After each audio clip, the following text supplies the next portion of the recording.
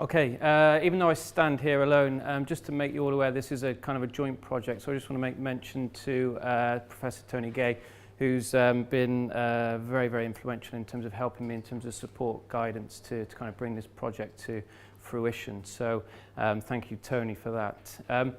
In terms of preparing for this presentation, I thought I'm probably somebody that nobody in the room is going to know anything about from a research perspective. I don't have a practical background that anyone can tap into. I work for a company called Hartpury University Centre that probably nobody in the room has got any idea of who they are. So I thought I needed to come up with something quite profound to start off with. And the only thing I could think of was, hi, my name's Mike and I like football.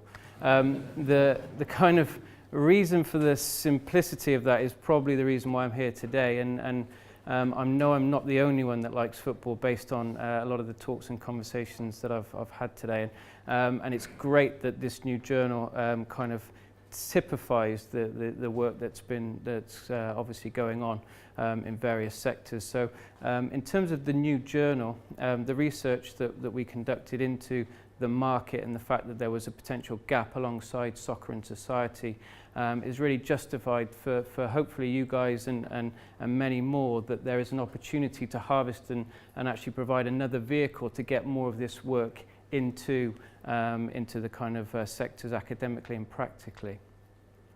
In terms of the reasons for the Journal of European Football, a couple of reasons for that. One of those is about the fact that we wanted to create partnerships with industry and create a link between theory and practice. So one of the reasons that we looked at was the notion that UEFA expressed a little bit of an interest. So I've been having conversations with Thomas, as you know, over in Zurich, about the fact that we wanted to try and do some work with them in terms of not only providing, like I say, a vehicle to produce research, support their research with the UEFA grants over there, but also in terms of them allowing us access and the opportunity to interview key people within the kind of European football market.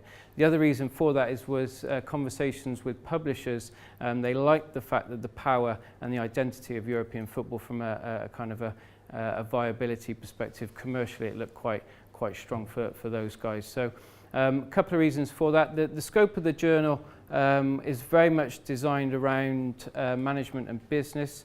We're looking at the opportunities to kind of explore a Harvard Business Review type opportunity where we can kind of tap into opinion pieces, thought pieces, discussions, debates, and very much link in with that notion of creating a link between theory and practice.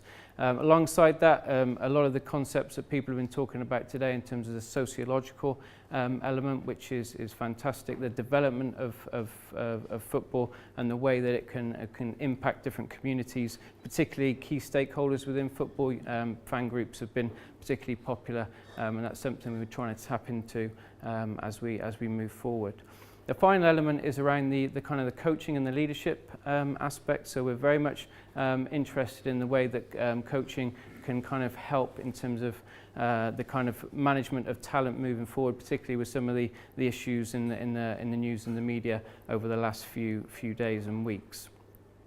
In terms of where we're at now, I guess to use a common football phrase, we're in advanced negotiations with Routledge at this stage. So they've very much expressed an interest in being the publishing house. And as a result of that, we're in a position to kind of proceed with a launch conference next year. So again, Dan and Paul have kindly said that I can promote the conference next year, which is going to be taking place on the 4th of May at St George's Park, the National Football Centre. We've got some fantastic people lined up to kind of speak there. Most of those guys are here today, I think. So we've got Stacey, we've got Paul, we've got Dan, Tony, Jean Williams, and Simon Chadwick is involved in terms of the kind of table discussions there. So hopefully that will kind of go well. And in terms of the timelines we're looking at, the conference is hopefully going to be used to kind of create the initial content for the first edition sometime in the springtime of 2018. So it's all kind of building up towards that. I think that's probably about enough from me. I'll make it nice and short and sweet for you guys, but hopefully if there's any questions I can answer them later. Thank you very much.